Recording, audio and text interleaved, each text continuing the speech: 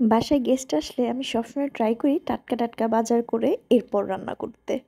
আজকে বাসায় গেস্ট আসবে তাই সকাল সকাল চলে গেছি গোশত কিনতে। তো এত সকালেই আজকে আমি গেছি যে গোশত এখনো ভালো মতো কাটাও হয় নাই।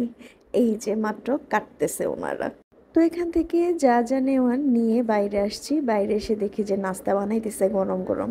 তো ভাবলাম যে বাড়িতে গিয়ে আর কি প্যারা নিব না, তো নাস্তা এখান থেকে নিয়ে যাই। যে দেখেন একটা দোকানও খুলে নাই।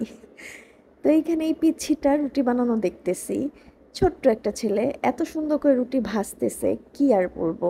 তো এরপর নাস্তা নিয়ে চলে গেলাম বাসার উদ্দেশ্যে। হালকা পাতলা বৃষ্টিও হইছে। তো হঠাৎ করে রিক্সাওয়ালা মামার রিক্সা অফ হয়ে গেছে। পরে বললাম কি হয়েছে, উনি বলতেছে যে ওনার কি ওই যে কি বলে ভুলে গেছি, ধ্যাত, ব্রেকে প্রবলেম হয়েছে। তো রিক্সাওয়ালা মামা বলল যে মামা বেশিক্ষণ লাগবে না, 2 মিনিট লাগবে। তো 2 মিনিটের কথা বলে প্রায় 15 মিনিটের মতো ওয়েট করাইছে। থাক, কি আর করব, কিছু তো করার নাই, কিছু তো আর বলতে পারবো না। ওনার রিক্সা ঠিক হোক এইটাই চাইতেছিলাম।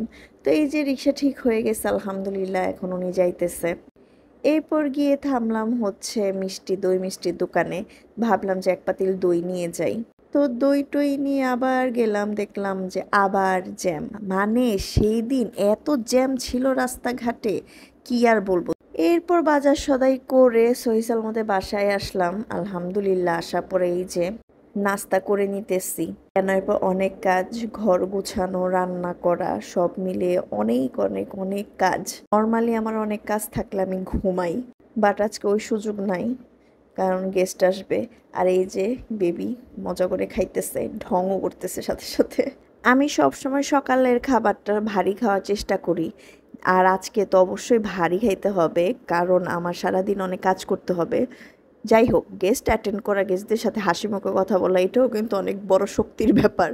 আর এই যে এখানে আমি আজকে তেহারি রান্না করতেছি। তো এখানে তেহারির বিফটা রেডি হইতেছে।